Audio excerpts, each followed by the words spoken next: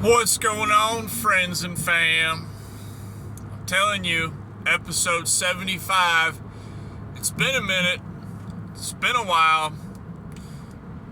Might have been about 2 weeks, week and a half. I know I lost that consistency. But we getting back in the swing of things. We chit-chatting. It's a long-term game, you know. You drop off in a few days and, oh, well, that's it. I'm done. Forget it, you know. If you need that constant fix of getting some information or getting some knowledge or some opinions or just wanting to have a conversation with somebody about trading, you know, that need is a dangerous part of trading. And I've thought a lot about this over the past couple weeks. I've been thinking about a lot about trading, a lot about my journey into trading, and I'm always thinking about it. Not always, but, there's been a lot of deep reaches into that abyss of my mind on not what could have been, or not what it should be, or not where I could be, but just thinking about a lot of the mental games that I've played on myself and the mental victories I've had and the mental defeats I've had. And you have to think of it, the more that you think about how other people, the more you think about how you are giving your money to somebody else, that will help you develop into how you can turn that around. Because let's face it, that's really it when it comes to trading. It's an unfortunate truth of trading. Another reason why I guess I named this channel Truth of Trading. These are personal truths though. These aren't facts, Otherwise, we would have named it the Trading Facts channel, or, Facts of Trading channel. But, it's not facts. It's just my personal truths to myself. And the more I think about it, the more I tend to not be as hard on myself as I was in my first couple years, Here in a few months, we will be approaching year number 3, a couple months actually, year number 3 on a personal trading journey. And it's going to be very interesting on what the third year holds us. Looking back on when I actually actively started trading, I think we're going on, off and on, not all the time, 24/7, but we'll be approaching year 3 here in a couple months. And it's interesting. I had a lot of personal accomplishments in my trading career this year, and it was amazing. It was amazing how far I came in a matter of 6-7 months, as opposed to, the first year and a half was brutal, my guy. I'm telling you, it was brutal. And in the past 6-7 months, it was the next leg up. And on some aspects, it was even more brutal. But on other aspects, it was more wonderful, realizing that, you are getting somewhere. This message is generally geared towards somebody who has been trading for a little while and they still haven't found their own little, space in the market, or they still haven't found what they're comfortable with. And for some of us, it's a longer journey than others. I've said that many times. That's unfortunate. It would be great if this career was like a job where you show up and you immediately start getting paid. But I've been thinking a lot about perspective and a lot of trading has to do on where you're at personally in your life. So this is my point for this message of today. If you are interested in trading, and say you've already gotten into trading, now I use that term loosely. Generally, I'm referring to trading as the aspect of buying a stock or an asset at a certain price and then selling it at a later date at hopefully a higher price. I'm not referring to day trading or margin trading or leverage trading so much in this conversation. But the fact that you can, think about your perspective on the point for today is where are you at in your life? Personally, I have been so hard on myself in my first few years of trading. So hard on myself to be able to move on up to the next level. To start becoming profitable and making money from trading on a consistent basis. And I've, as with most new people, have forced the issue so hard, the first couple of years, that it was just a detriment to my learning curve. And it is a learning curve. I'm telling you, it is a huge learning curve. And you have to love everything to do with trading so that you can have the innate passion to be able to pursue it and enjoy doing the work, even though you might not be getting paid for it, if that makes sense. And it just comes to remind me of all the thousands of hours I've put in and all the time and effort and research I've done.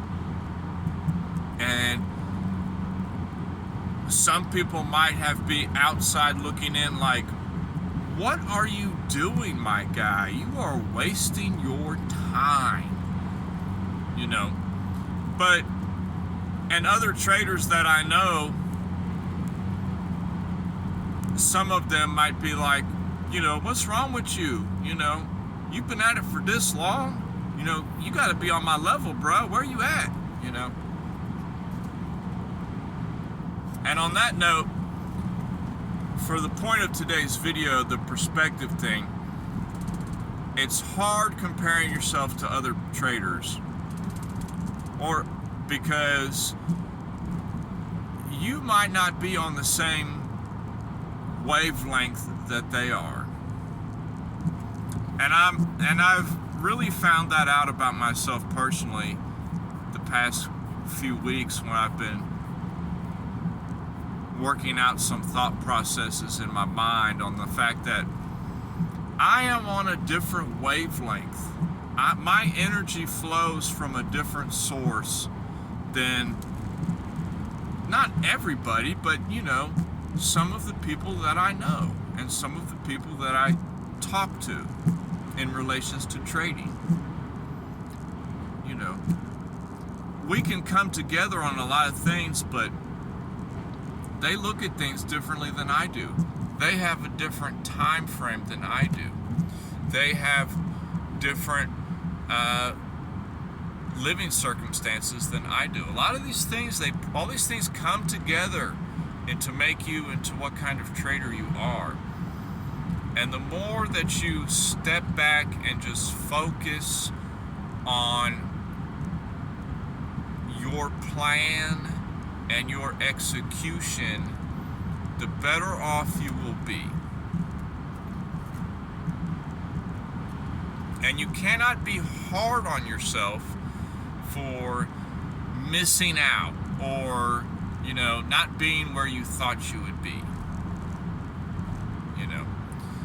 And it's unfortunate, but it's just another truth that I learned myself. A few months ago, I was, I'd say about 5 months ago, I was really working hard on a few trades and getting in on this particular movement and this game plan I had. And I was looking to execute on those game plans. And on a couple of them, I did execute on them. But you never know what the future holds. And that's the danger of trading. You can have the best game plan and you can have all the analytics in your favor. But you don't know what kind of money is on the table. The when factor is the key. When is price going to make this particular trap spring? When is the price of this asset going to, go lower or go higher on the big time frame? That is a very hard game to play for some people, because that's where the patience comes in. I look at a lot of the setups that I was working on earlier this year and how I was trying to get in there, forcing my hand, and it wasn't happening, and they just weren't behaving the way I wanted to at that time. And that's because the truth, a new truth I have learned. This is actually a great message for today too. On our 75th episode. What a great message for today. The truth of trading that you have to keep in your mind is that price action can be ugly. It will be ugly. It is ugly to look at sometimes. And the more you keep the ugly factor in your execution, the better off you will be. No matter how good your game plan is. Because a lot of those things that I was looking at earlier in the year, the setups look good, and then it would go through this ugly phase of a couple months. So I'm just not touching anything because the price action is just disgusting, And then now, a couple months after that, after it got its ugly phase out of the way, it finally made some moves. And that's one thing that some particular markets do. Some markets are uglier price action than others. And it's unfortunate truth that I have learned on that. And I knew this beforehand, but the more you experience something, the more you really get to know it. And it's interesting to see where some things are at now that I was looking at 6 months ago. Go back in your trades that you made 6 months ago, a year ago. Look at them now. See where they're at now. Was your analysis on your long-term game plan right? Or were you way off? And I found myself happy I don't know if happy is the best word, but happy because I found that a lot of things I was looking at did play out. But what I didn't account for was all that ugliness that would happen before it played out. And that's where a lot of people lose money. A lot of people lose money during those ugly price action times. I'm telling you, you got to steer away from those short-term interests and short-term thought processes in your mind. Stick to higher time frames. They will reward you.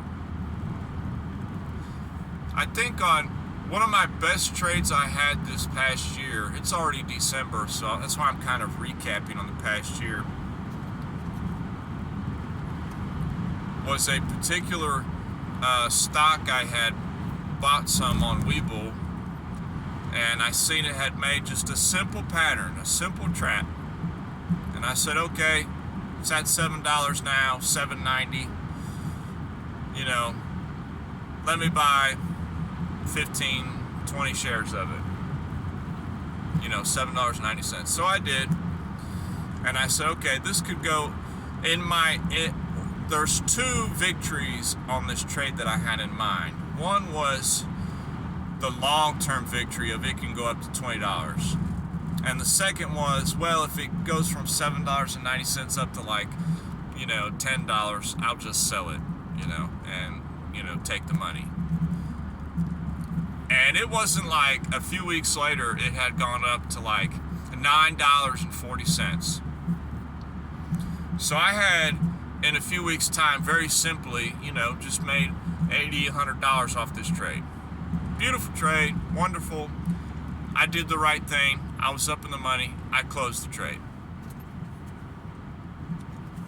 And not only that, I took the $80, $90 out of the account and put it back in my bank.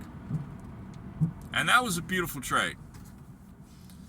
And now, I always think about that trade on how smooth that was, and that's why I'm leaning more towards that style, especially for later on when I actually start, you know, putting some legitimate money into the markets.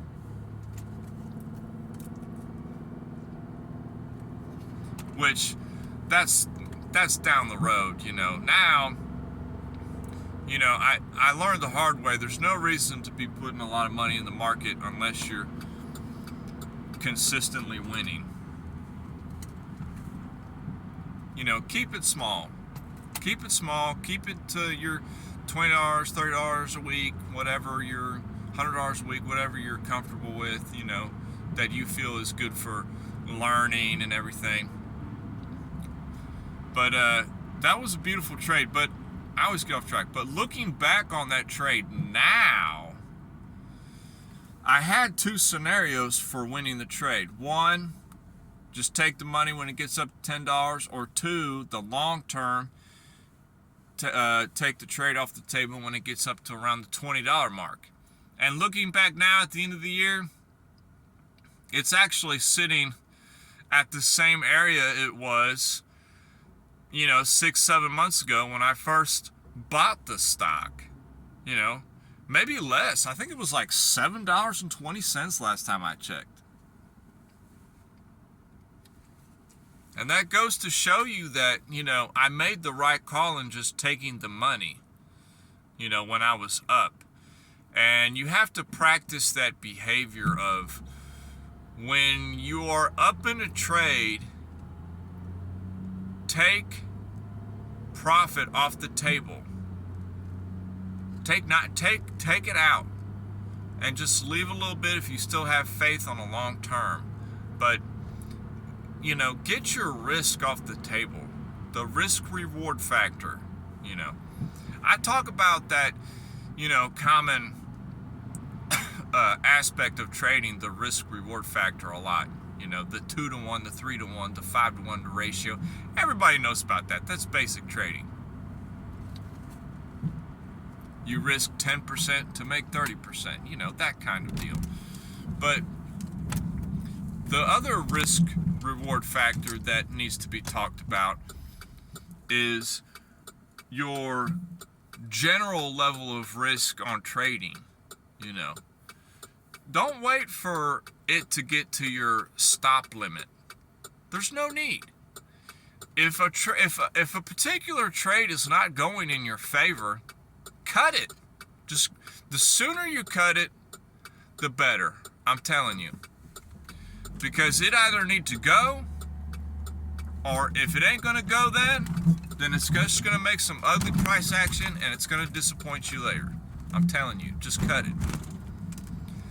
I can't tell you the number of times I've been up on a trade and then it ended up being down and I'm having to close it, or it hit the stop limit, or the number of times that I got into a good setup and I held it, but it didn't make the movement in the time frame I was expecting. So that right there is a key insight into trading. If you enter a position and it doesn't make the move within a certain amount of time, exit. That plan is over with. Forget that idea. It's over with. But we're looking sharp. I've been real busy. You know, I've been working a lot. Holidays are coming up. But I haven't forgot about this channel. I'm going to get it going again. We got to get consistent on this, because helping each other on trading and conversating about these mental aspects on trading really can give you an edge. And all you need is an edge. That's all you need. You just need an edge in the market, and you can start making money from the market. But peace and love, and I'll holler at y'all later.